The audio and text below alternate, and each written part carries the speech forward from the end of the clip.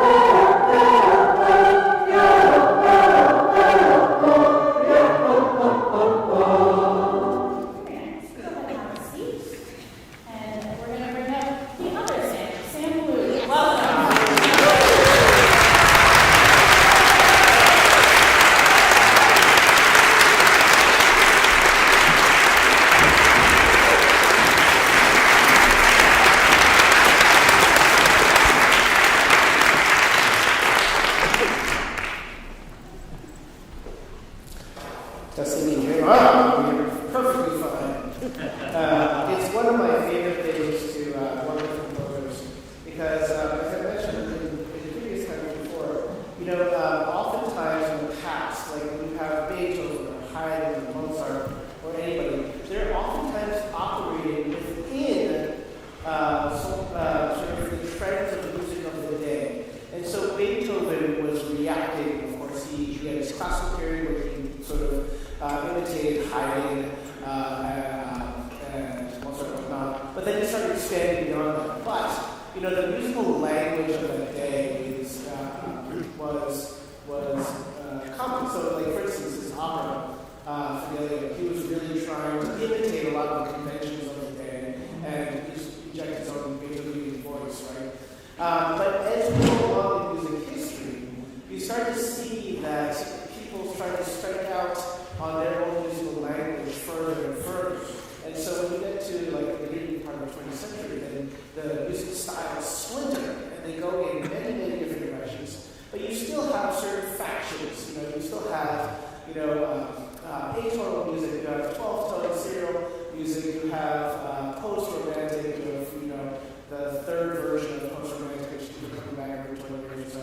And you get all these different styles. But nowadays, what the fun part is that composers not only are working on what they're trying to say, what their piece is about, but also developing their own individual musical style.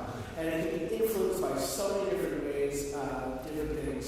And of course, every piece can be very different as well. And so my favorite thing about working with composers nowadays is that not only are you working on what the piece is about, but you're also working on who the composer is and what this reflects on their personality and their being and background.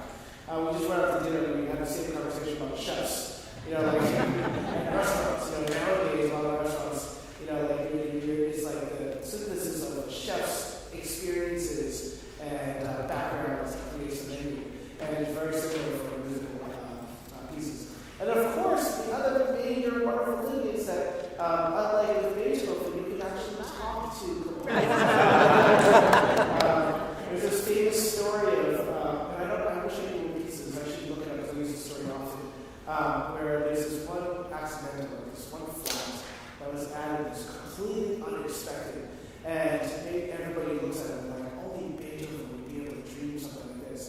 And then some musicologists went through and were like, I think that's actually just an ink spot. And of course, we didn't have the opportunity to ask Beethoven or ask what the genesis of the piece was, or ask whether this is how to interpret what his motivation is. And so we are very, very lucky, of course, to have Sam Wu, the composer of Wind Blows Full Sand, joining us. Not only because he wanted to develop a relationship and we want to encourage music, but also we can talk with much more detail about his work than we can oftentimes with composers that So this is, he knows, first of all, I was given a question on this, but he knows we're mid-process. And part of this is to actually ask Sam questions along the way, questions we might have, or if he has different intentions for certain sections, to have that part of the rehearsal process. He will be coming back after this for the premiere, but this is our opportunity to work together, to learn more about the background of Sam and his piece, of course, and for us to further refine it along the way too.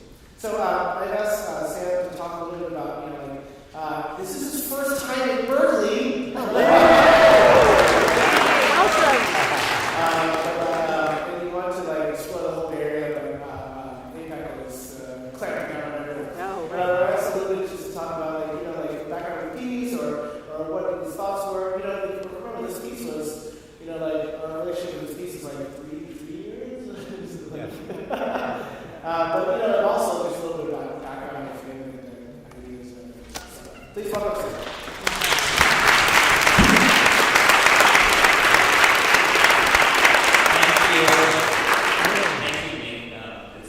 I'm so happy to be here. Like Wing said, it's been a while.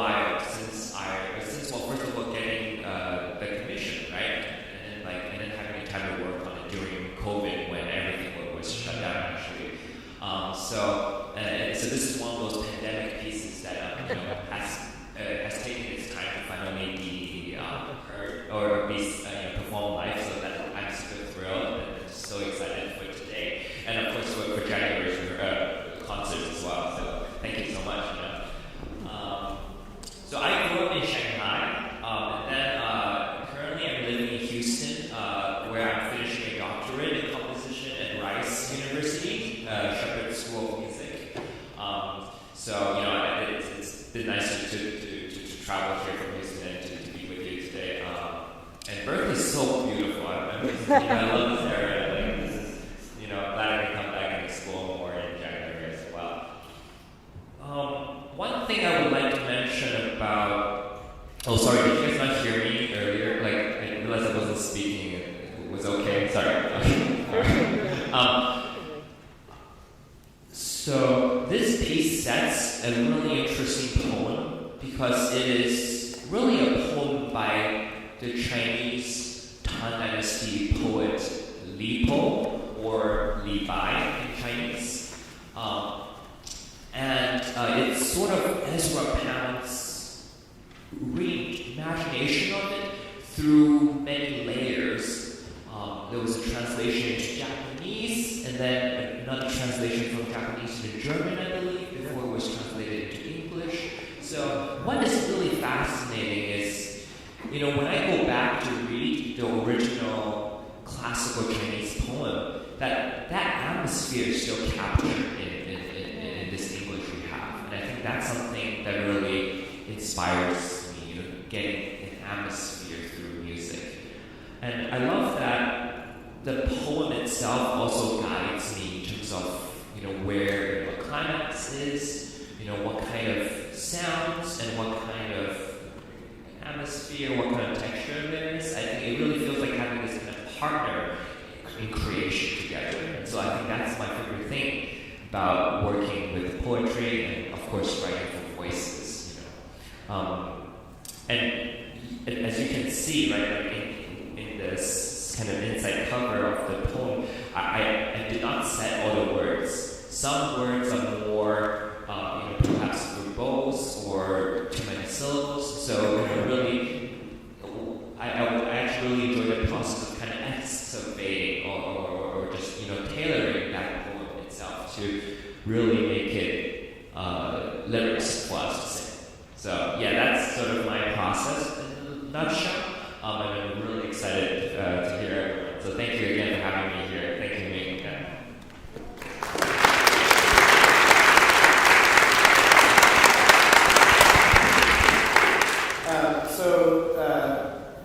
So Sam, for us, I sort of broke down the piece into 4 major sections.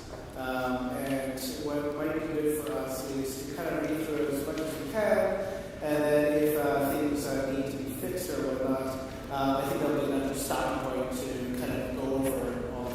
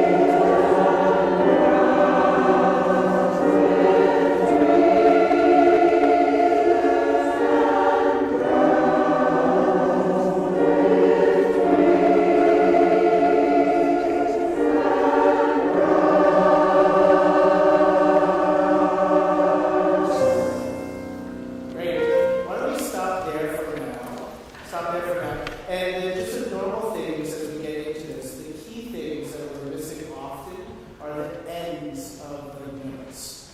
You have to be very aware that the end of the note is just as important as the beginning of the note. And then also you have to be aware of when you really need to be watching the note. Because what I get is a lot of people just sort of getting their own rhythm and just throwing everybody off.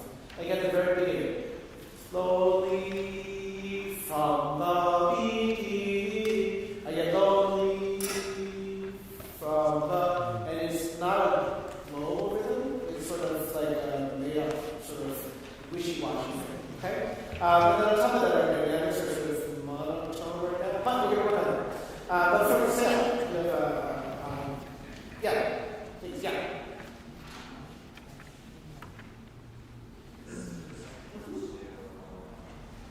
Yeah. Great, that's fine. Yeah. Sure. Now, then, when we get to that, okay, great. So this actually is really fast. Well, it's really fast. Okay, great. Let's go back to the meeting. So, you need to sort of, I think, represent a little bit more volume, right? Get a little bit more of that.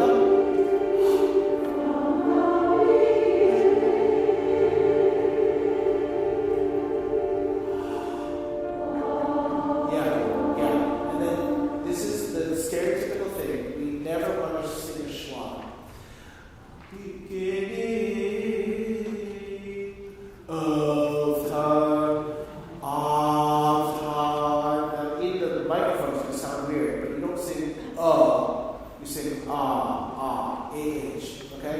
So don't sing of time, and it's still in head voice, even though it's very low. Okay? One more time that was beautiful at the top of the page. The wind blows slowly. It's almost like you would feel it, right? That's excellent. Let's just do at the beginning of the page, bar 6. Okay? Let's A for them. Now, same thing. Every single time, it's going to feel like, okay, we're really struggling to get the right pitch for this, but it's going to feel like that every single time, really. So just assume, like, okay, I'm going to overshoot A, and then you're going to barely hit it, right? That's how it goes, right? And 1.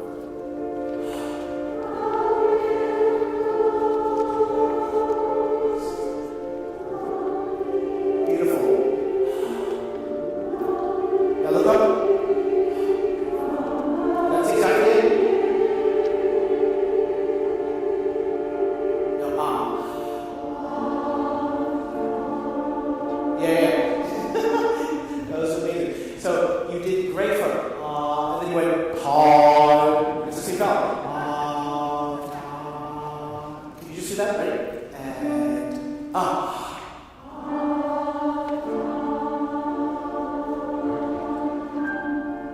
Good. That sounds great. All that last eight note, I don't know if I did this or not, but on bar 11, the last eight note, can you change that to the hand?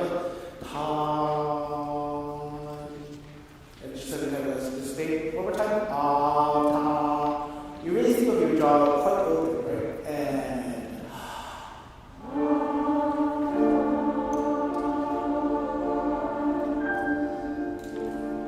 now that's a fun thing. I mean, let's get it.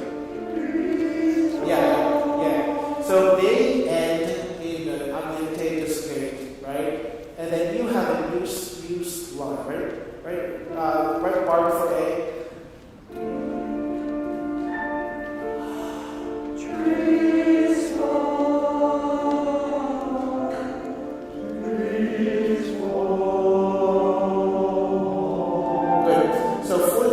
For the glissandi, you feel like that's the time. What they've been doing is they actually end up a little bit later in the line. Is that okay? Okay, great. Yeah. Excellent. Now, I just want to note that, remember tenor field that's a kind of a basis of it's a forte. It should feel a tiny bit different, right? One more time, mark before A.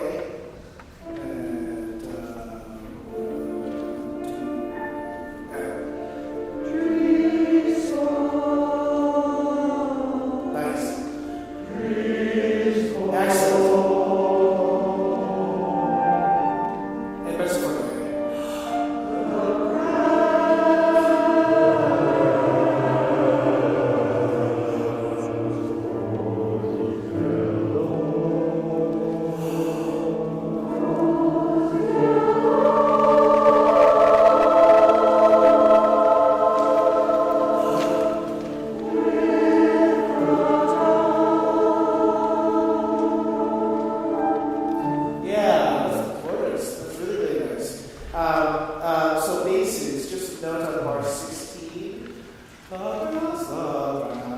make sure that that's a firm mezzo forte, because the tenors are singing, it's going to sound a little softer than we did before. We don't have to go back to that. Sam, how about comments for that so far? Okay, yeah, pull back. Yeah.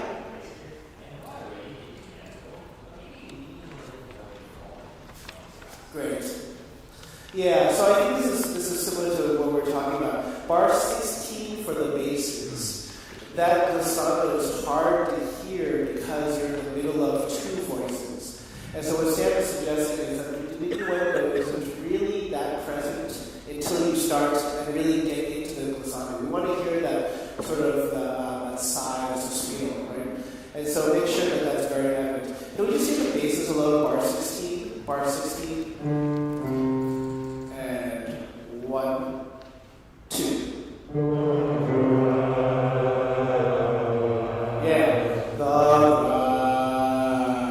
And so you actually almost feel like they're pushing you to the side a little bit, right? And 1, 2.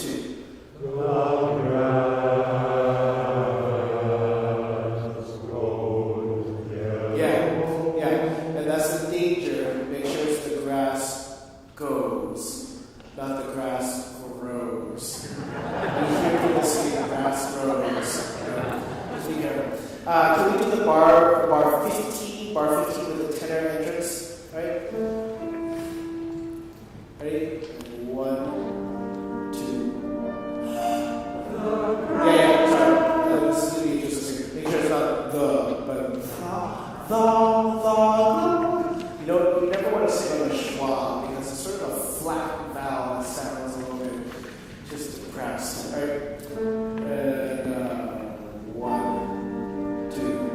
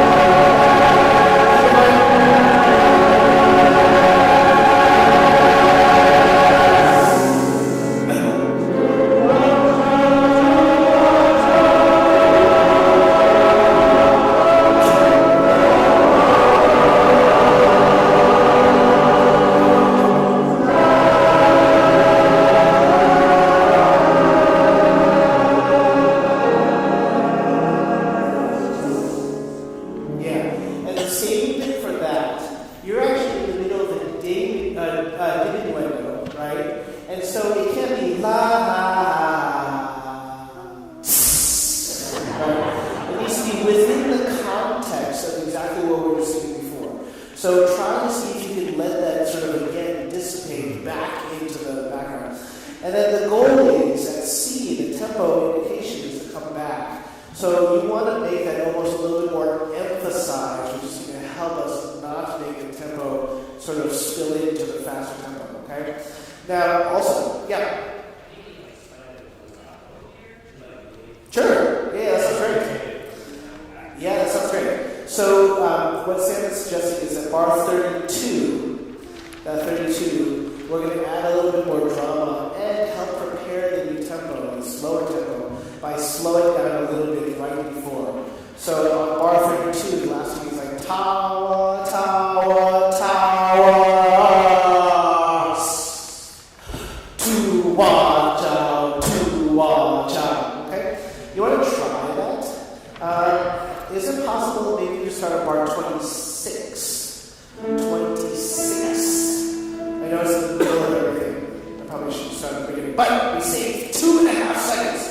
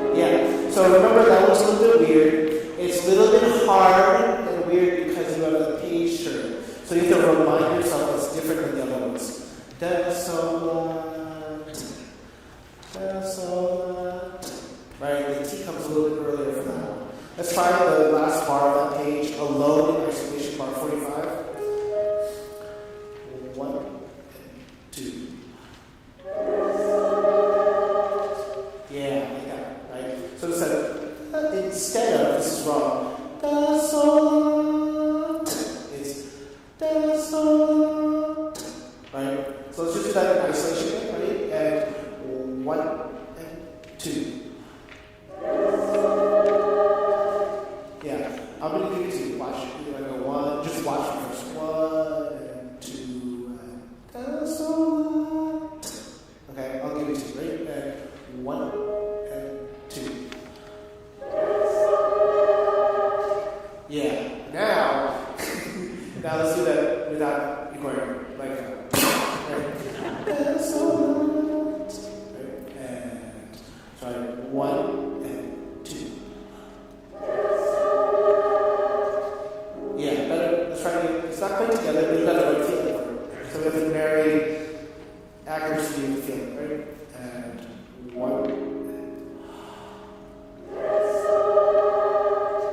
That's it. Now we do it again. And then here we go.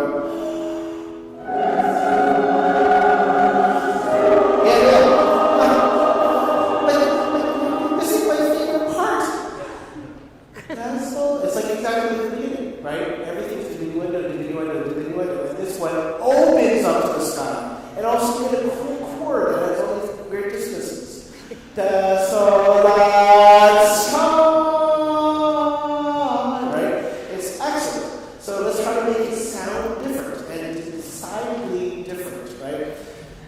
Depending on you to be decidedly different from desolate, right? And we're going to do that one, bar 47. Now, so many things are different. First of all, it's a crescendo. First of all, there's a crescendo. Second of all, the rhythm is different. Third of all, right? I mean, like it's more words than this. So bar 47, ready? 1, 2.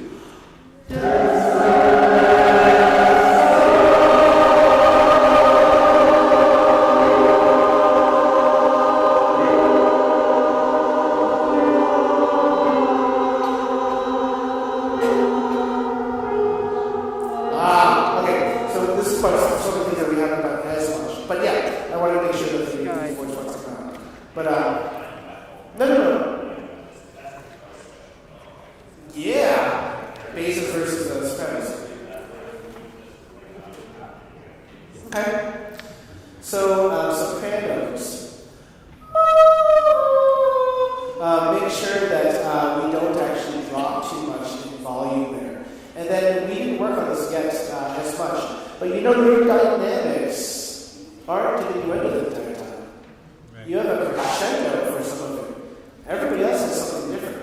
So tenors, you have to make sure that when you have the echo of the sopranos, that we get to hear that quite a bit. You're supposed to come out in a higher dynamic. Let's just do that one more time. Can we start same place, bar 47. And 1, 2.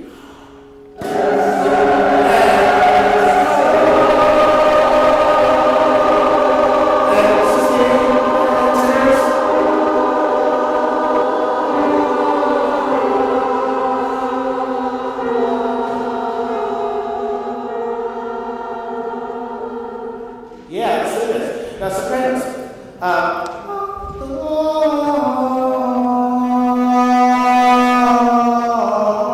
You have the crescendo when you have your B, right? When you get to that B, you crescendo into the next line, okay? Tenors, that's really great. Let's do one more time. Actually, I know this would be hard for patients, but can we try again for bar 45?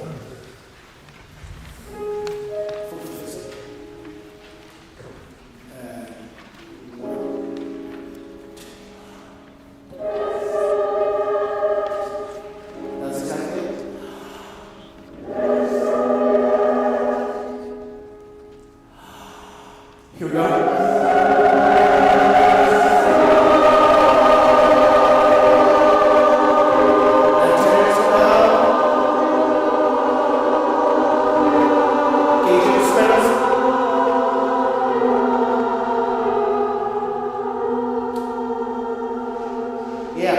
Yeah, I heard the crescendo really nicely at the beginning of bar 49, and then you ran out of steam. It's like crescendo, no! Give it up to it. But that's the idea of it. Let's do one more time, 47.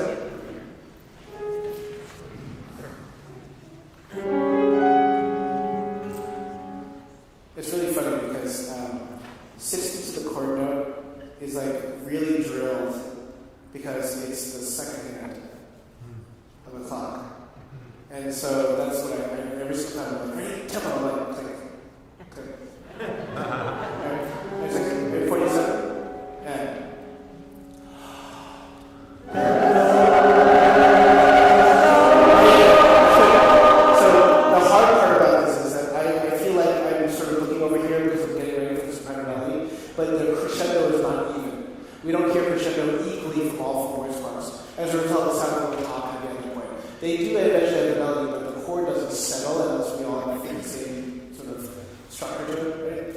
And one.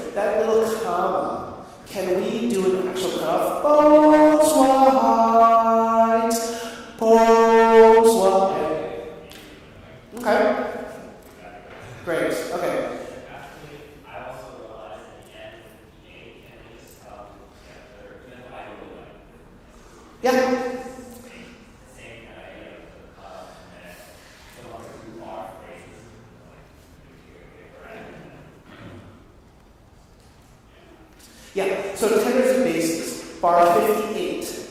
We're going to add an eighth note rest at the end. So it's not a half note for the tenors or a whole note tenor and then the basses, it's going to look exactly like the sopranos and altos. We'll all have the T and cutoff together.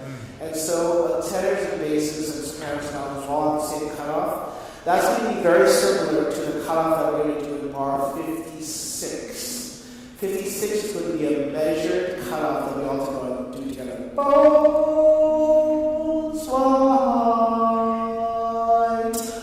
bones white. Okay, that's right.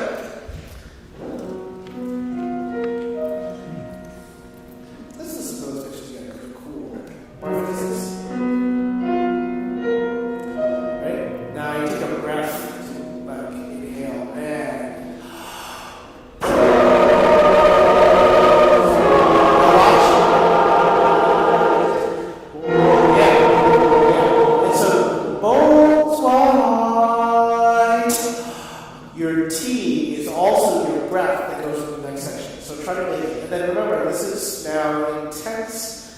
T is a little bit more intense, right?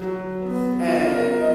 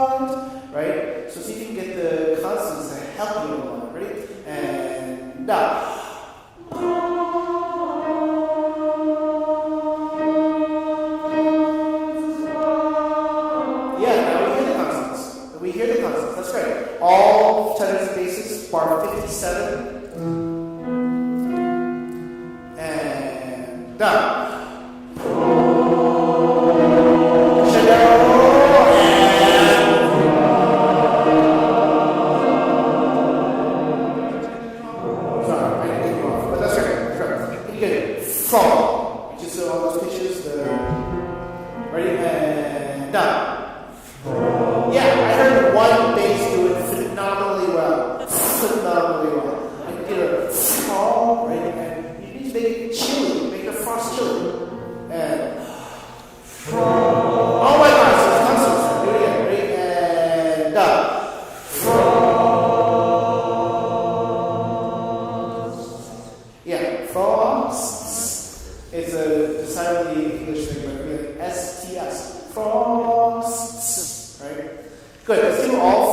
parts from bar 56. Bar 56. Start. Ready, and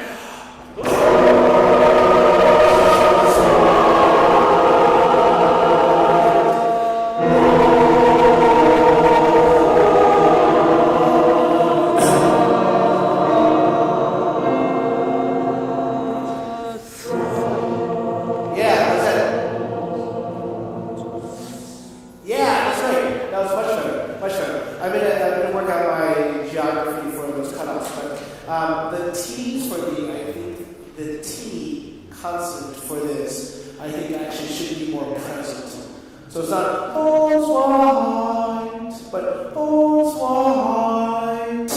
You know, it should be a little bit more like intense, like you're in their face, like all's white.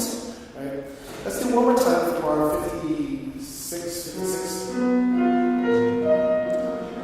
And done.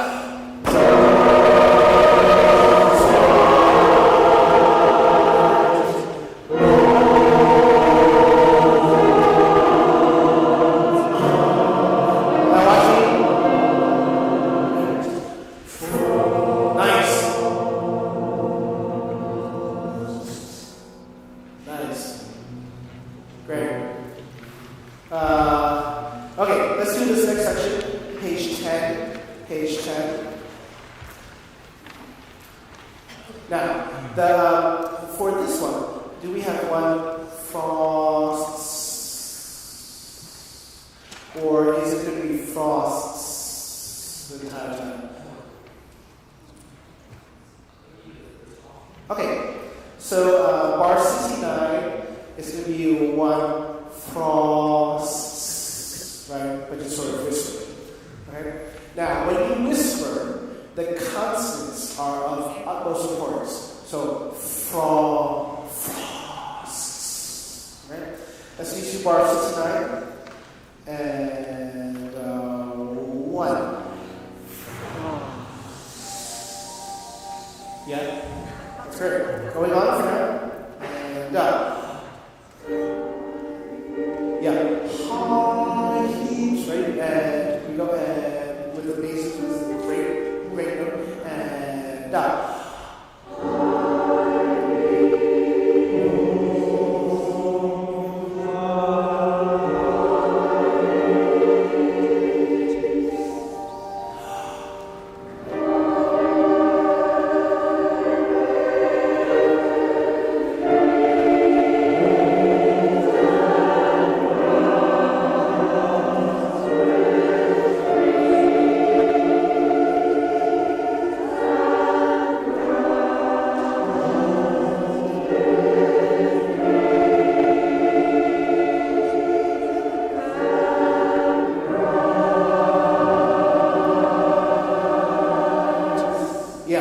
So just a note for a couple things. On rehearsal F, I'm going to be giving a pretty big cue for the orchestra, but you should anticipate like we have it because you're writing on some piano and whatnot. Now, basses, remember that you have a cutoff, so you have to stop singing your note at some point. And you have to sing it at specific times instead of just entire time. Okay? Let's do the sopranos, altos, and tenors, bar 73. Right? Now remember, this is in stark contrast to basses. And so we need to have the sort of feeling that the upper voices are all together. Ready? And down.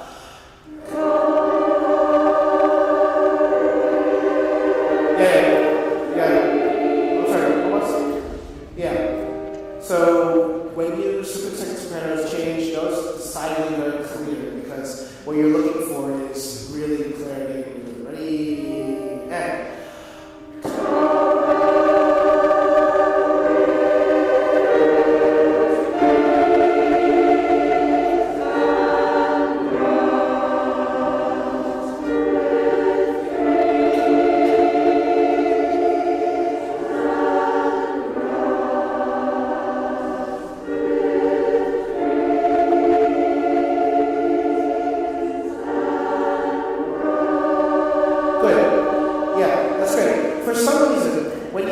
trees and grass, you align the tree. Trees and grass and trees. I don't understand why we don't align both of them. Trees and grass with trees. Because otherwise you can chop it up. Also, there's like these empty spaces in the music where we should be doing it. Let's do it one more time, 73. Where to breathe, yes. There's a choral breath. You don't add a consonant because you have to breathe and then add an extra consonant in the middle of nowhere for nobody else. You just breathe wherever you're supposed to. For you. And you come back in. Okay. That's it. That's called a choral breath. You just make sure you don't take a breath in the same place as the person next to you does. You can go, tree, but you don't go, trees. I have to take a breath. Don't add a consonant. Okay. That makes no sense. Then we get Okay. cover and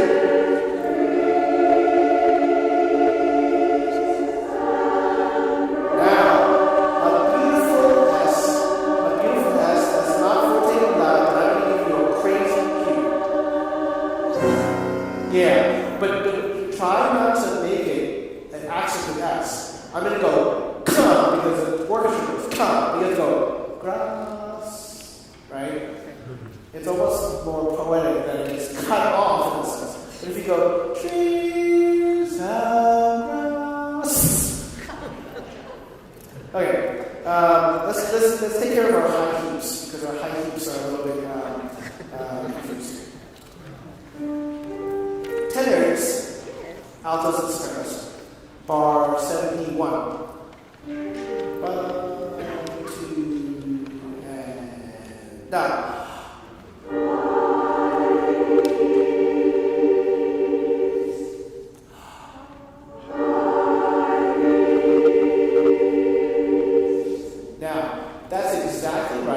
But it's going to be hard for me to do that cutoff. Okay, let's try that again. Actually, I can't. Let's do it the basis and see if I can do both. Right? 71.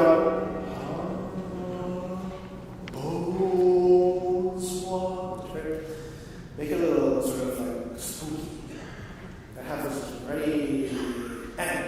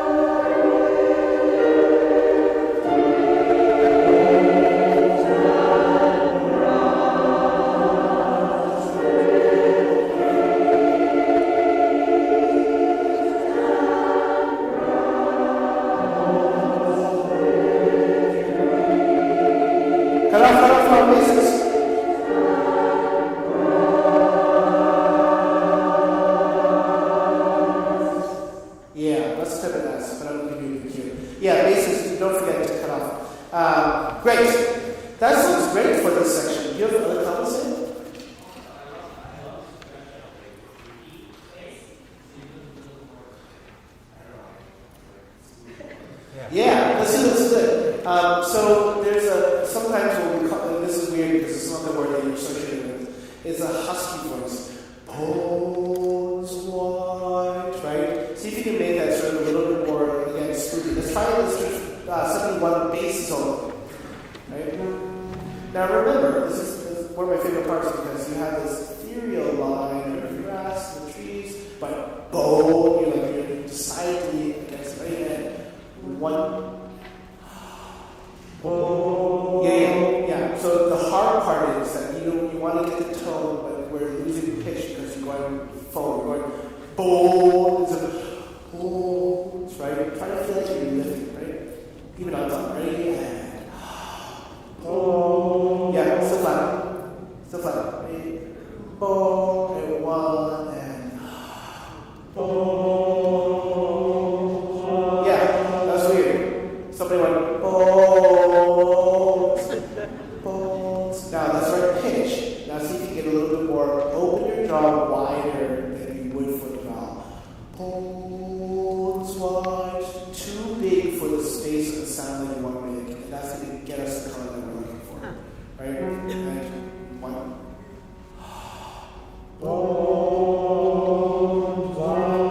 Yeah, better. We're still flat. And then remember that the Z, bones, is a pitch. So you can't drop. Bones wide, right? And one and two.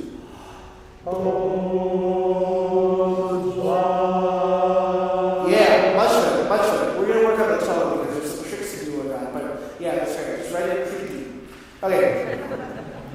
Okay, let's do G. Okay, as we get further along, we're okay.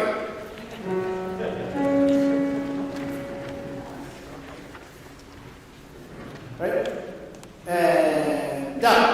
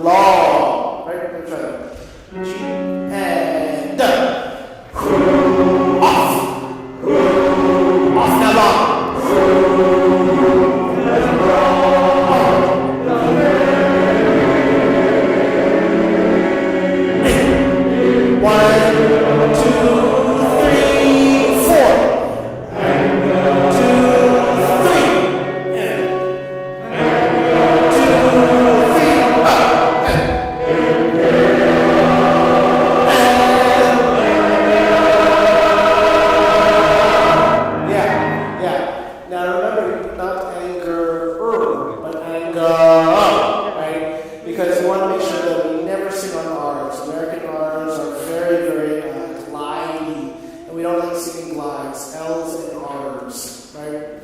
Okay? We'll work on the sort of timing for this, but if you write in, this happens all the time, and it's based on the accompaniment. So if you look at bar 92 and 91, the reason why they look sort of similar, but they're very different, is because the accompaniment makes the computer actually not line them up in a ratio.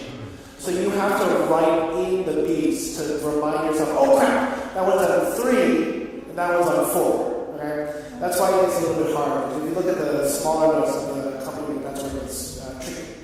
Okay? Let's do G, and down. Off. Long.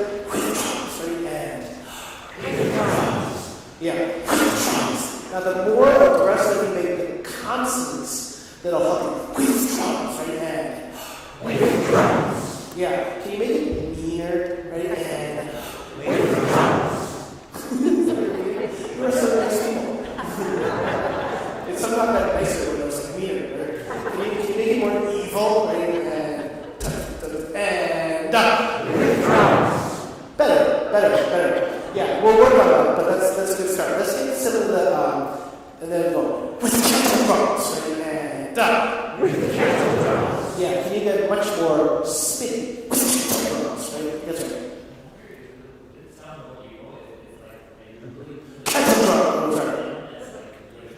Withdraws. Yeah. Okay. So the length of the pitch will actually be straight. The consonants will be in the rest. Withdraws. Right? Try it. And done. Withdraws. Yeah. So the same thing. Make sure that the vowel doesn't collapse. You go not withdraws, but withdraws. Right? Like you're gonna go withdraws. Like you're gonna try to attack the last consonant. And done. Withdraws. Yeah, that's something. We're going to work on that. I'm curious what it's going to be like with the orchestra. So I want to make sure that you do the DR with drums, with drums. You like sort of spit out with drums. Because I think that's where it's going to help, right? And done. With drums. With drums. And done. With drums. Yeah. No, sorry. There's three of those. 3 drums and kettle drums, right? Let's just try kettle drums, right? And done. Kettle drums. Oh, that was great. I heard half of you say the with and half of you didn't. But because you didn't say the with, also the kettle drums sound great. Kettle drums, right? I'll give you with kettle drums, right? And done. With kettle drums. Yeah, see, that sounds good for some reason. If you start with the kettle drums, it's easier. But with kettle drums, right? And done. With kettle drums. That's great. That's great. Okay. Now let's see if we can read H in time and with drums. Right? Make sure that those 3 drums are long and then with kettle drums. Right? Let's do H for her fart cheese. Right?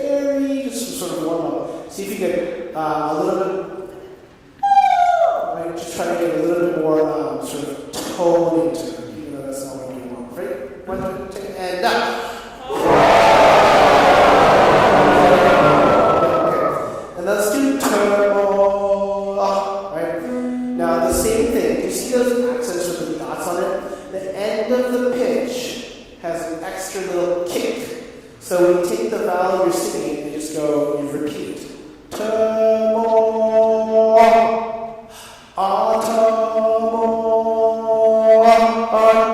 So you just have to make sure. Okay? Right? Let's do I. Right? I is 116. 116. 15, right? And if you write on 116, 116, and 1, 2, 3.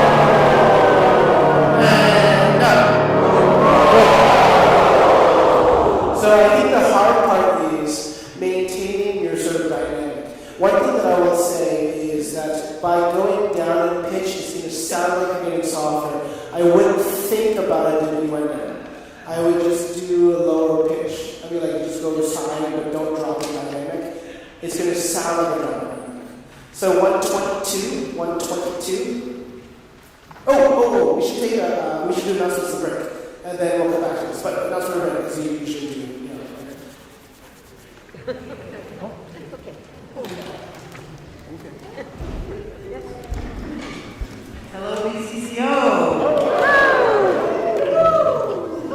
Thank you. I have to say, Sam, I want you to hear this. Maybe you won't. It literally blows me away that we are singing here with the composer.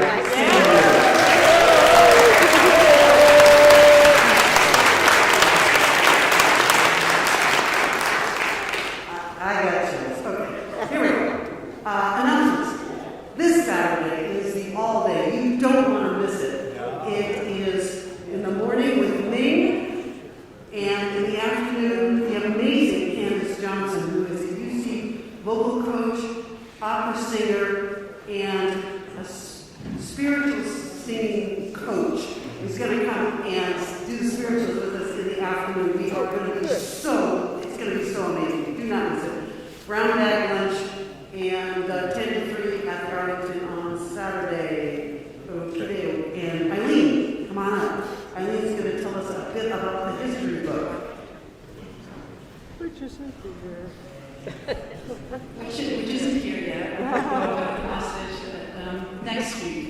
But I also wanted to, besides saying that, there's a few more thank yous that I neglected last week. One is Karen Davison. Where's Karen? Karen, who was chair of the 50th BCCO 50th committee, and it was actually from Karen that the original request came from us for us to do this. So we have Karen to thank for that. And she also wrote a whole chapter about the events of the 50th year. And let's see, also Elaine Hooker, who was an AP editor for many years, and she edited it. So I wanted to be sure to thank this people. And one final thank you to all of you who supported this project and who bought it sight unseen. Without your interest, this would have just been a report to the board rather than a thing that could circulate out a month. So thank you very, very much. Thank you, Arlene. Please welcome Menno. And Jerry's here for support, he says, to talk about Light Glory. Thank you. Hi, everyone. I'm here to talk to you about the Francis Blanche. And it's coming up. So, very exciting and amazing opportunity for us to collaborate with very young and very talented musicians. So, some of you have registered already. Thank you so much. If you were thinking of maybe registering, you have a great opportunity tonight. There's a table in the back. You can go and sign up for it right now. The reason we want you to sign up now is because tomorrow we will open registration to other choir and other singers. So it's your chance to really get in for sure. You can still register probably tomorrow and a few days after that, but don't miss that amazing opportunity. Join us for the lunch. So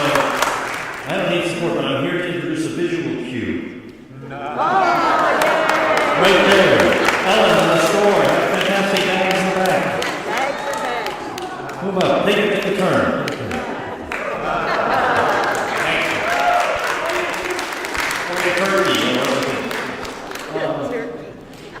You already heard about the fall day. The following day, Sunday, those of you who are interested in singing a movement of the Brahms Requiem with Deb Galata at the Arlington Church in a service and ceremony that's to honor... I said Arlington. Scratch that. Let's start over. Sunday at Northford with Deb, a chance to sing a movement from Brahms Requiem in honor of Kit and his colleague who helped reconfigure the sanctuary. That's in the morning, and I think Deb would like to know if you're going to be there, so I believe that's in course notes, so you can contact her. If you're unsure, send me a message, but it would be lovely to have a nice turnout on Sunday. Then we have been announcing what movements we're seeing in the coming rehearsals. I think at this point in the semester, we don't need to do that. I think our marching orders are the late movements of the tippet and everything else. Okay. And I think that's it, and break.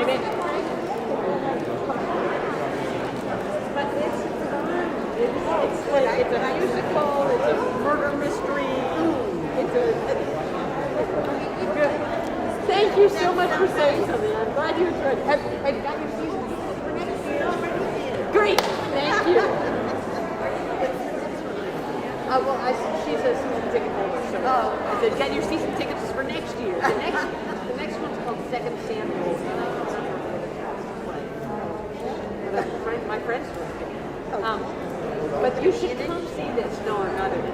But you should come see this one. It is there's man-made this Sunday and next Sunday.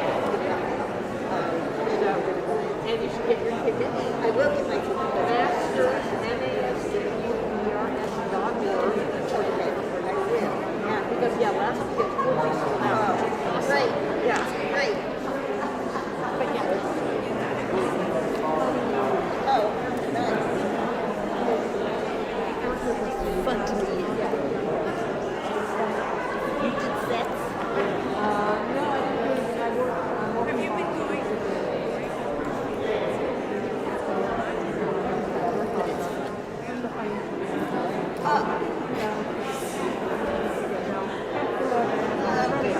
Anyway. That's very exciting.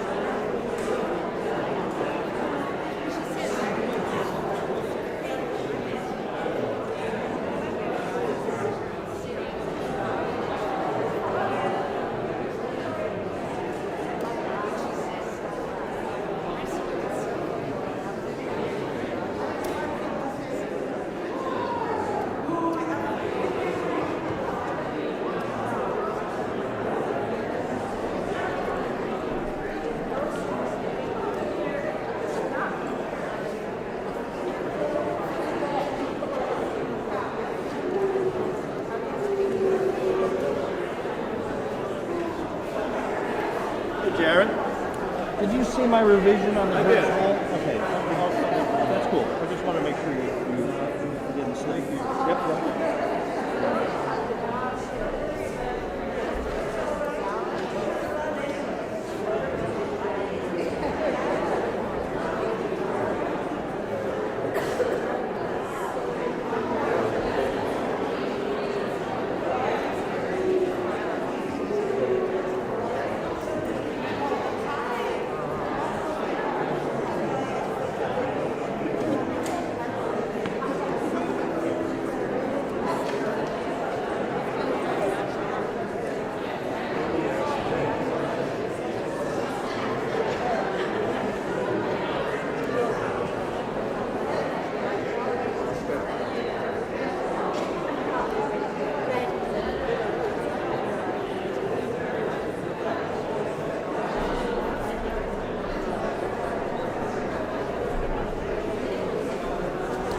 You waiting for me?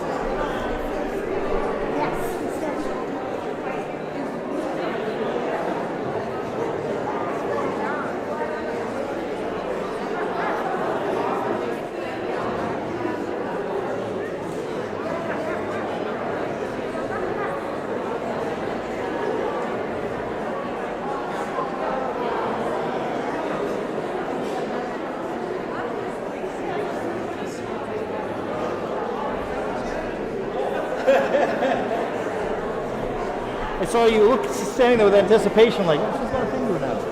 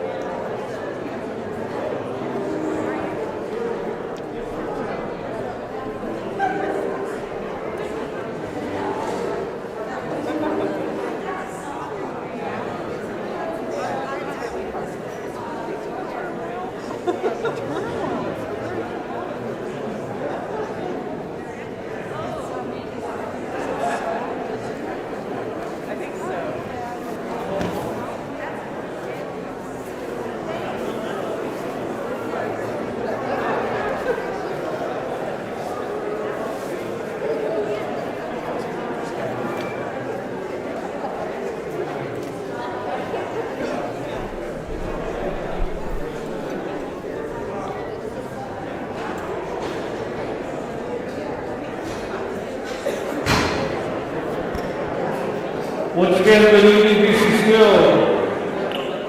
It's time to quietly find our way back to your seats so we can get the second session underway.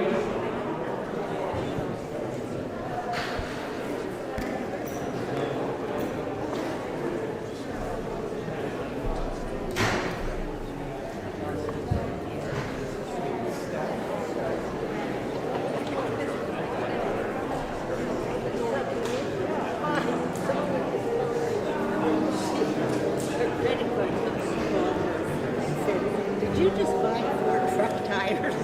She didn't even own a truck. So,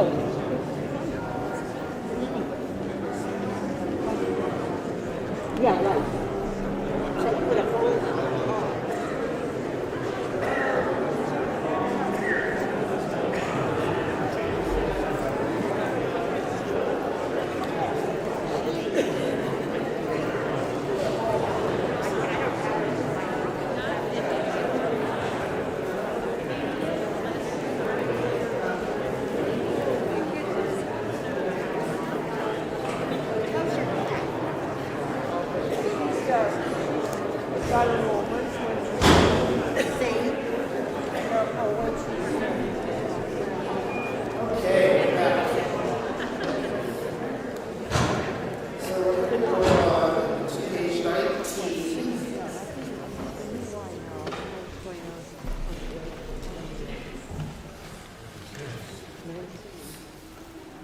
So what we sort of figured out to do is that even though the 4 boys were sort of coming at different times, to actually sort of group the sopranos, tenors, and altos basically, it's all really doing with the state lines.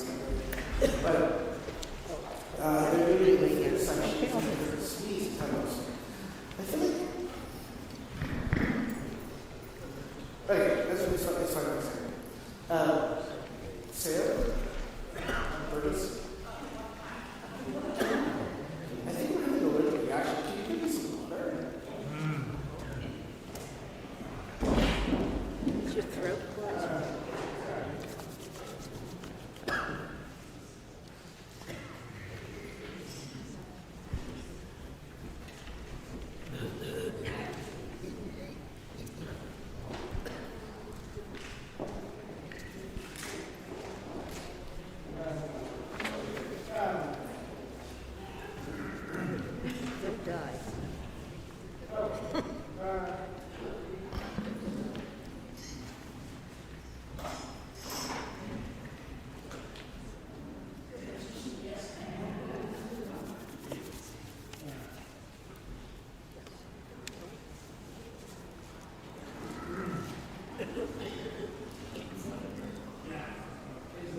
Get his DNA now.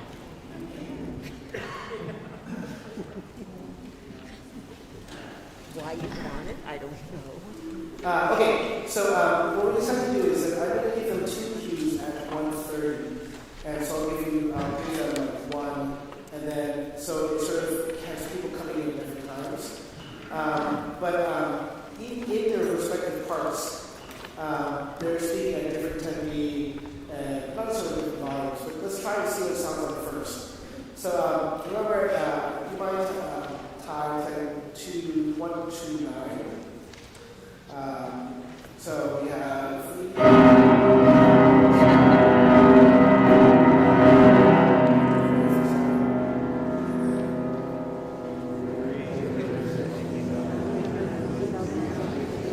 Yeah. And so the goal is to figure out how much of a whisper you want this to be. So this should be speaking, right? I think it's really like a 360. Because it's kind of like I was imagining, because this line means casualty from the war, like the dead. So I'm imagining like, it's kind of like the dead whispering. Okay, let's try it, right? Let's try it whispering. Because it says whispering right now.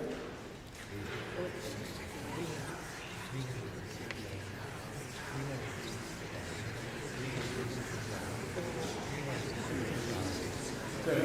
And so, just want to make sure. So whisper doesn't mean means there's no body in the sound. So make sure it's not 360. Right. Okay, that's not good. Yeah, but still maybe enunciate the consonants while whispering, so it's kind of like harsh kind of whisper. Like,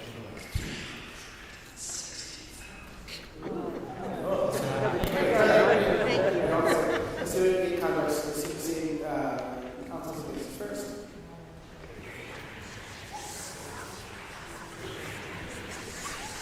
That's not the best. that even the entire project. Yeah. Yeah. Let's practice that going into the next bars. Remember that you have to be very aware of when you cut off and that you sort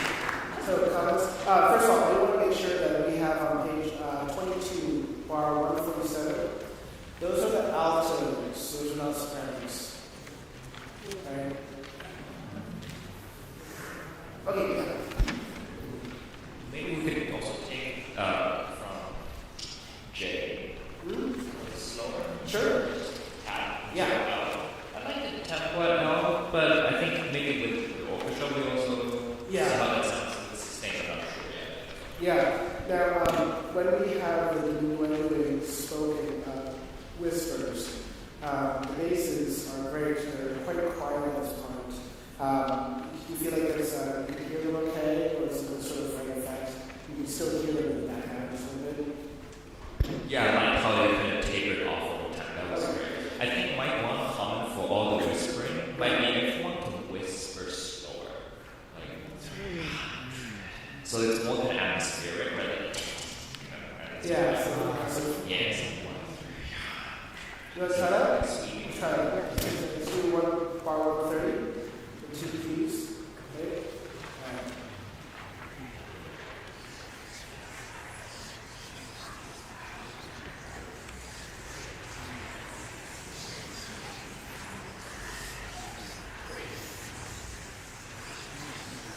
That's great. That's very creepy. It feels like it's like you're in a field that's like dark and mysterious and sort of like those are words. You should hear words. That's really great. Let's do the transition. 1-3-0 and see if we can get that. I don't know if you heard this episode suggested that we get J and B slower. So, how that's going to manifest is that instead of so, but so, and so it's like a little bit more sustained. I just took the tangent, so, oh, thanks. No, for some reason, all of a sudden, all my eyes are like super squishy for some reason right now, and my throat closed up, and I'm like, okay. But yeah, it could be a dinner because I had like 9 glasses of tea. That's why it's like I'm dry already. Okay, sorry, let's do 120.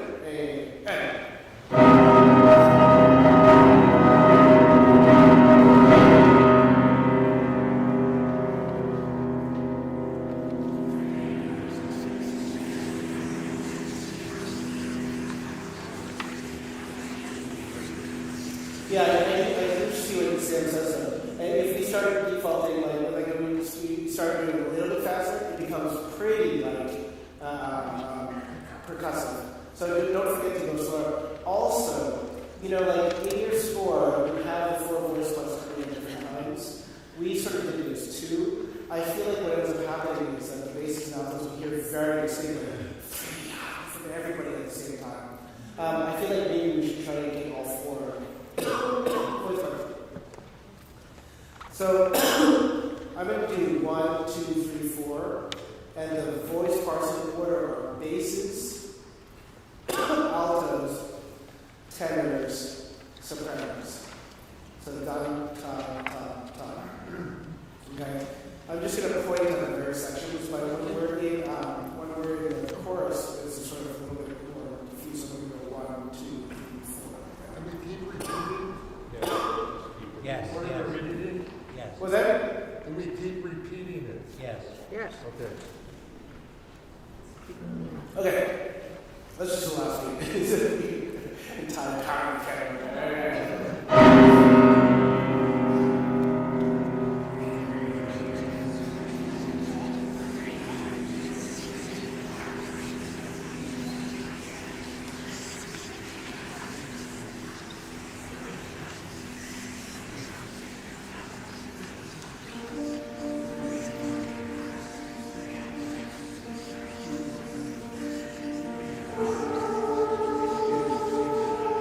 That's exactly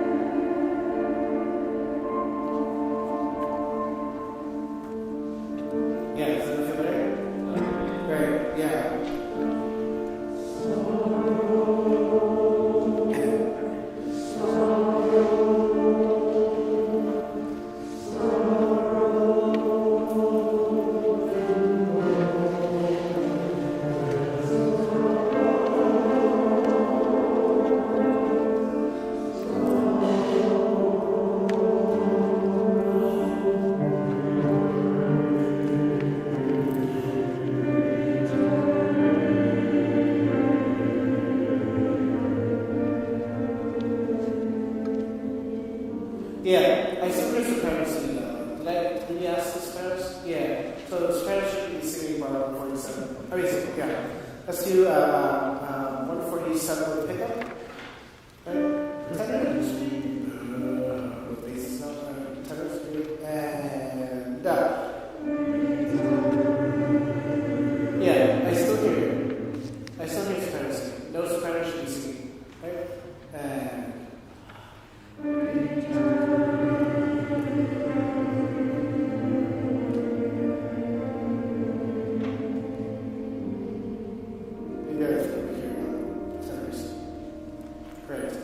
now, just for rehearsal's sake, at L, remember that the ending consonant happens at different times and it just gets longer and longer. So the first one is right? Let's do L.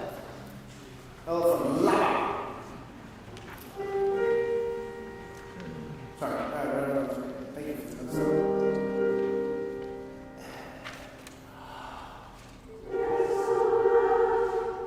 Yeah, let's try it again. Yeah, try it again. And almost. And now, see if you can make it a word. And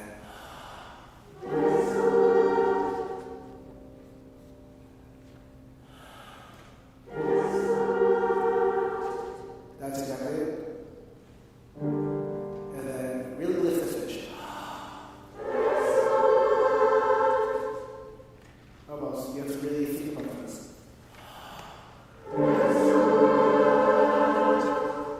Yeah, we have to work on this. Because you're not looking up or this is the last one, right?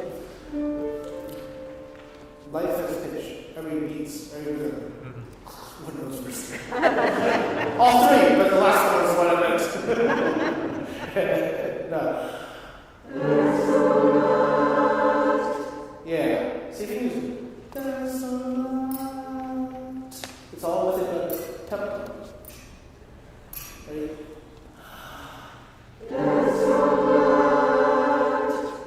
Yeah, that's it. Now, let's go backwards to the first one, L. Ready? Second one, I'll just right out of that. Yeah, that was just straight. Right?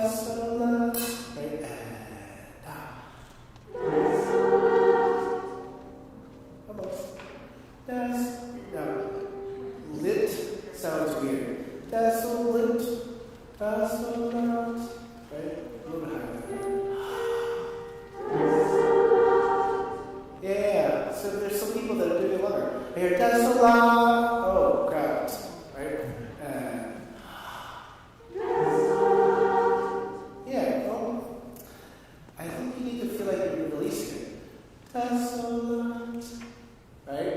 It's like when you just like release something into the air. Better. Not quite, but quite better. Alto's on. And no, it's in the tempo. Right? And da. Right? And da. Yeah, that's quite a bit flat. Try to lift it and get rid of it. That was much better pitch, but then we changed the vowels. You went you know what it is? When you lift, make sure you still drop it down. Because we got right? Yeah, but we're still not good enough. Right? And better. Let's do it with the sopranos. And that.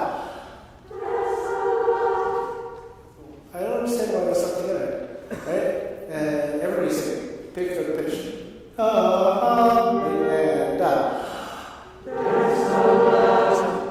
And that. But there's no T. And the word. And. Now, literally, that's the only time in the entire piece that you do that version. All the other ones have an exception, right? Let's try.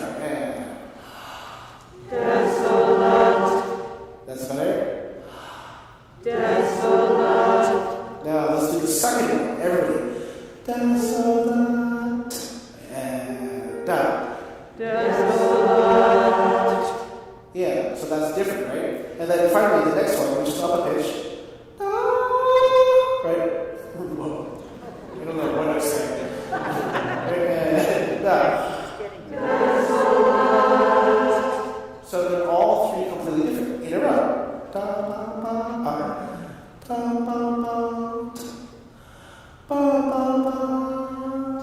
Right? Let's do all three of them. Without those spaces in between. Ready? And down. First one. Desolate. Next one. Desolate. Last one. Higher pitch down. Desolate. Yeah, okay. We're gonna again, we're working on sort of the precision here, and then we're gonna get the affect and color afterwards, but those are very, very clearly important, okay? Otherwise, the composer wouldn't have written it like that. Okay, great. We will continue to work on that. Now, one thing that we didn't address, even though sometimes it's more successful than not, is how precise you want these. Like, are they supposed to be ta ta ta ti ta ti ta ti ta ti ta ti ta ti, you know, or should it be ta ta di da di da di da di da di da di da? Second one. Second. All three. Great. Okay. Yeah. So we didn't stop for any of them, but we will want to make sure that we feel comfortable with how they go through each one. So that's something that we will rehearse. So that's great. Sam, do you have any comments? Because we have a lot that we have gained to be able to continue the rehearsal. Do you have any last words of wisdom? It's a lot of pressure. Thank you so much. You guys it sounds great already. I'm really thrilled and really looking forward to January. Thank you for being with me. This is hugely, inspiring for me too. And I think, I don't know what words. Yeah. I think this is what I really love about your music. I mean, because you really get into the ideas. And I will say this, that, I really feel that people have looked at the music, and as a result, the rehearsal becomes so much more engaging, right? And so just want to note that. I think we're going to not have time for the tidbit, but I want to note that this Saturday is really going to be cool for the all-day rehearsal, which is going to primarily focus on the spirituals of the tidbit. And really, what our guest instructor mentioned is taking ownership of singing these spirituals in a way that is very authentic. And so it's going to be a very fascinating rehearsal. Our goal is, in the first half of rehearsal, or the all-day rehearsal, is to spend time actually going through them, a little bit more time spending with them, because we haven't had as much time with them. And then the second half of that all-day rehearsal is going to be with our instructor. But Sam, thank you so much. Let's give another round of applause.